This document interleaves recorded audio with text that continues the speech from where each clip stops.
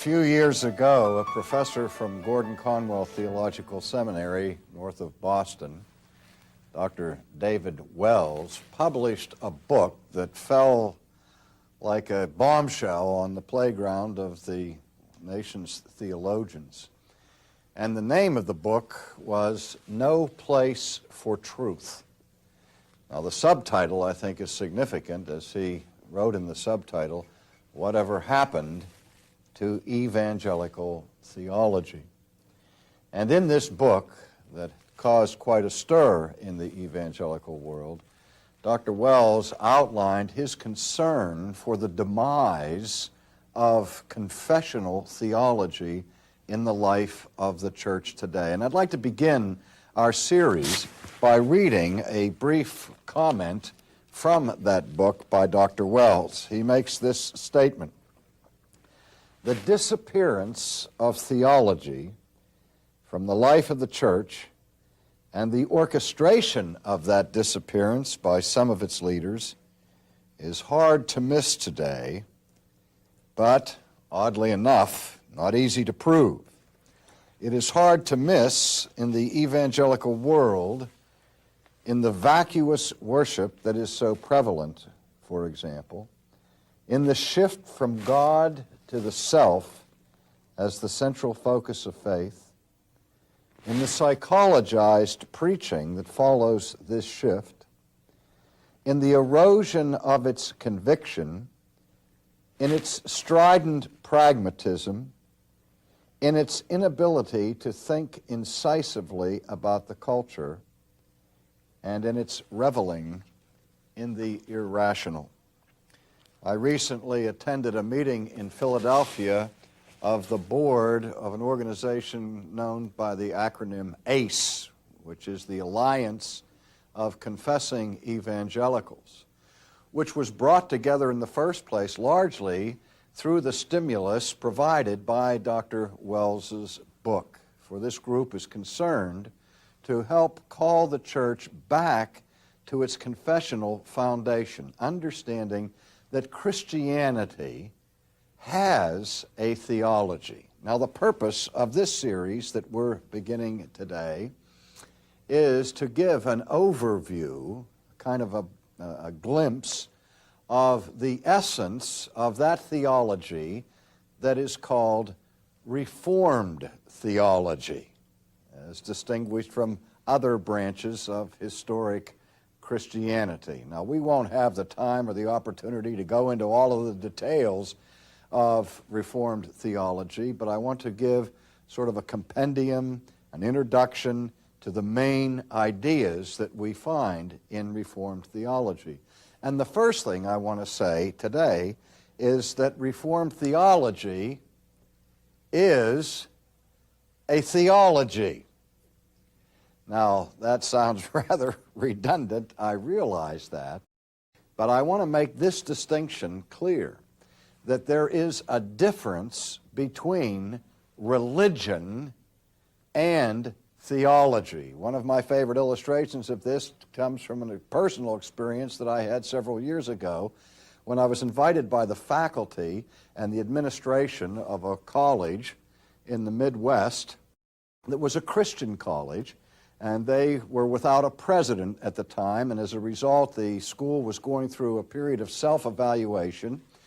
And they asked me to come to address the faculty on the subject, what is a Christian college?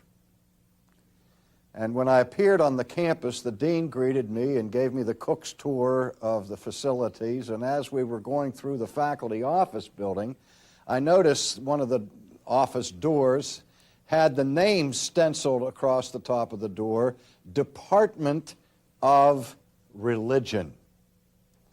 And I didn't say anything, I just sort of filed it back in my mind for a few moments, and then later on that evening, as I addressed the faculty on the question, what is a Christian college, before I began my message, I asked them a question. I said, I noticed this afternoon that you have here at this institution a Department of Religion. And my question is, has this department always been called the Department of Religion? And And there was an elderly professor in the back of the room who raised his hand, and he said, "No, it used to be called the Department of Theology. But we changed it about 30 years ago to the Department of Religion." And I said, "Well, why did you change it?" And he didn't know. And I asked the rest of the faculty, and they began to guess why they changed it. They said, "Well, maybe to make it easier for our students to transfer their academic credits from our institution to other universities," and so on. But I took off on that point to address the question, what is a Christian college, or what is Christian education? And I reminded my colleagues that evening that there is a profound difference between the study of religion and the study of theology. Now, for those who are watching this presentation, I have put on my blackboard a brief diagram where I distinguish between two approaches to the question of faith. One I call God-centered, and the other I call man-centered. And the illustration that I use here has a circle with the word theology in it, and a line coming underneath it to a subcircle which says anthropology. And the purpose of my diagram is to show that in a God-centered approach to faith, the discipline or the study of humanity, the science of anthropology, is subsumed under the science of theology. This reflects something of the way in which university courses were structured in the Middle Ages, when it was said that theology was the queen of the sciences. The idea being that all other disciplines in education are subsumed under the search for ultimate truth that is found in the study of the nature and character of God. And it assumed that the study of humanity was always to be pursued in light of our understanding of God.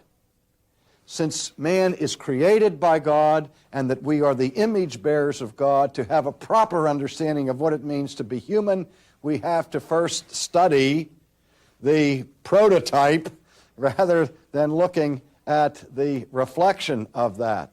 And then below the center line, I have the man-centered approach to things, indicated by a circle that reads anthropology, and then under that is a smaller circle that says religion.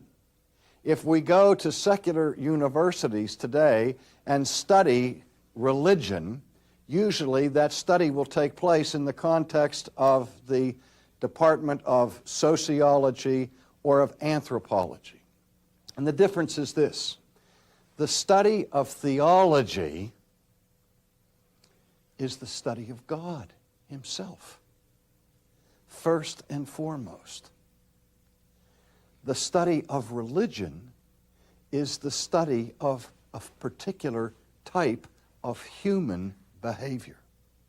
We notice that there are all kinds of religions in the world. And when people are involved in religion, they're involved in certain characteristic things like prayer and worship and sacrifice and singing and devotions and that sort of thing, all of which belong to the trappings of human religion. And when we study religion from a human perspective, we are examining how people who have certain beliefs about the supernatural behave in their personal lives and in their cultic lives. But when I say at the outset that Reformed theology, when I say that Reformed theology is a theology, not a religion, I mean by that it is not simply a way of behaving that we can determine by studying the affairs of men, but rather it is a belief system. It is a belief system that is indeed an entire life and worldview with God at the center. Now, we live in a culture that has certain axioms and adages that are popular in the nomenclature of the day. You know, you've heard it said, it doesn't matter what you believe as long as you are sincere. And that idea communicates that what God is really concerned about with us is that we be religious. Doesn't matter what the religion is, as long as we're sincerely religious. Well, that idea is on a collision course with biblical Christianity. Because in the first instance, the Bible acknowledges that man is incurably religious. He's homo religiosus. And that wherever we look in the world, we find all kinds of manifestations of religion. When the Jewish people were called by God and consecrated and set apart to be a holy nation, they were not the only religious people in the world. All the nations around them had their peculiar religions. But when God made His covenant with His people and called them to be holy, to be different, at the very beginning of His law, He made certain things absolutely clear. The first being is, thou shalt have no other gods before me. And the second, thou shalt not make unto thyself any graven image. At the very beginning of the Old Testament covenant at Sinai was an emphasis on faith that was to be different from other religions. A faith that would be focused and centered on the character of God Himself. Now we know what happened very early in the history of Israel in the Old Testament. We recently had a conference in Orlando on the essentials of the Christian faith, where I called attention to an incident that is recorded for us in the 32nd chapter of the book of Exodus. And I'll read a part of this episode to you, beginning at verse 17. We read this: Now when Joshua heard the noise of the people as they shouted, he said to Moses, there is a noise of war in the camp.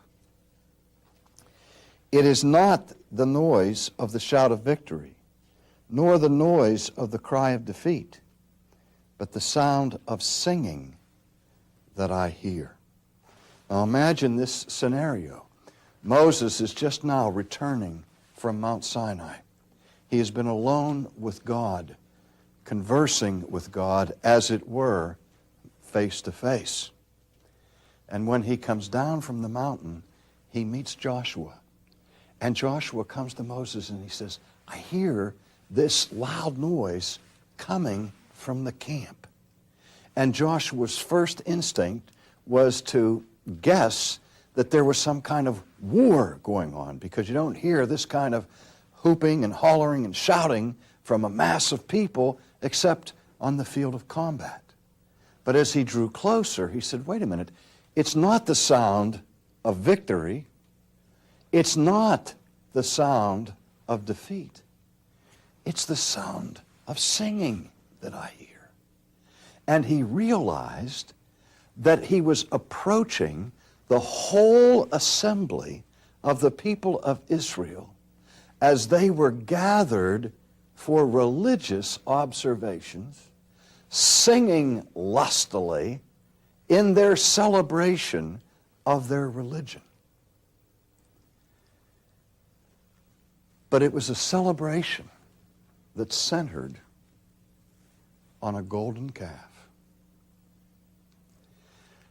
A golden calf that the people had imposed and begged the high priest Aaron to make for them. That they could have a God like all of the other nations. A God that was tangible. A God they could see. A God that was contemporary. A God that was relevant. A God they could get excited about. And the first high priest, consecrated by God Himself, acceded to these demands from the people and built them a golden calf. Now, in the meantime, while this was going on, and initially, Moses, you recall, had been on Sinai relationship with God. And God knew what was going on at the foot of the mountain. Moses didn't. Listen to what God says to Moses in verse 7. And the Lord said to Moses, "Go, get down, for your people whom you brought out of the land of Egypt have corrupted themselves. They have turned aside quickly out of the way which I commanded them. And they have made themselves a molded calf, and worshipped it, and sacrificed to it. And they said, 'This is your God, O Israel, that brought you out of the land of Egypt.' And the Lord said to Moses, 'I have seen this people, and indeed it is a stiff-necked people. Now therefore let me alone, that my wrath may burn hot against them, and I will consume them.'" Now the people were engaged in religion. But the religion they were celebrating was a religion that had a theology of this world. A theology that distorted and corrupted the very character of God. A theology that moved away from true and honorable worship of God to the worship of creaturely, man-made things. And God said to Moses, "Look at this. They're worshiping this calf. And they're saying, 'This is the God who brought us out of the land of Egypt.' As if that calf made by their own hands could have delivered them from anything. They prayed to the calf. They offered worships and sacrifices to this calf. And the calf was deaf. The calf was dumb. It couldn't see anything. It couldn't do anything. It was not omnipotent, but impotent. But it was a substitute for the living God." Now, in the first chapter of Romans, the Apostle Paul says that God has revealed himself through the things that are made so clearly and so manifestly that everyone in this world knows the eternal power and deity of God. And yet the primary sin of the human race is to take that knowledge of God and to push it down, to do what the apostle says in Romans, to suppress the truth and hold it in unrighteousness, and then exchange that truth for a lie and serve the creature rather than the Creator.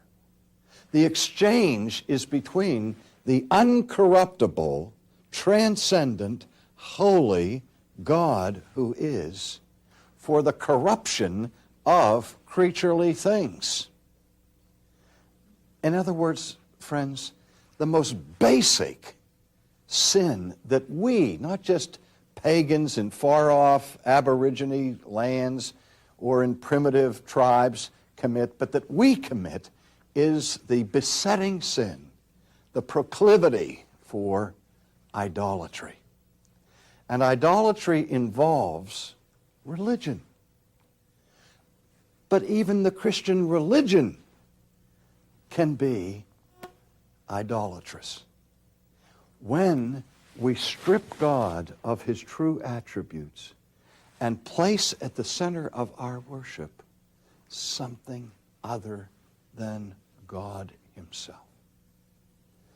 Now, if we're going to look at the essence of Reformed theology, I have to say to you that the most strict focus of Reformed theology is on theology, on the knowledge of the true God. We live in a day when people say theology doesn't matter. This is what David Wells was decrying in his book, No Place for Truth.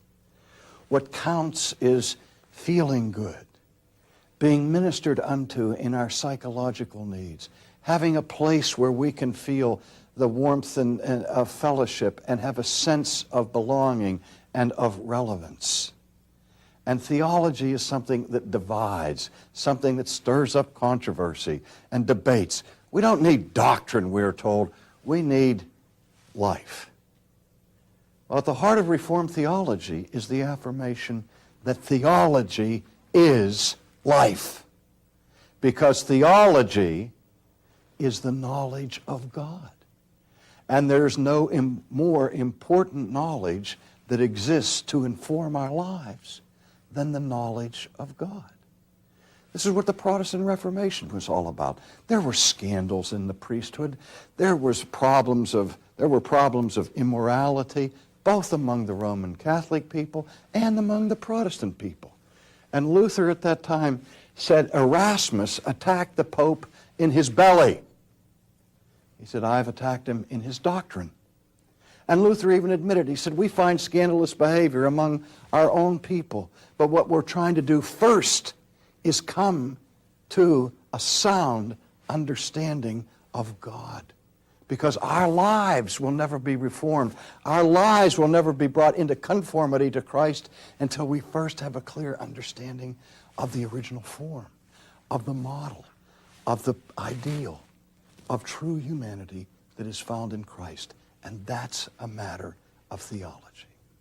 So we start with the clear acknowledgement that the Reformed faith is a theology that permeates the whole structure.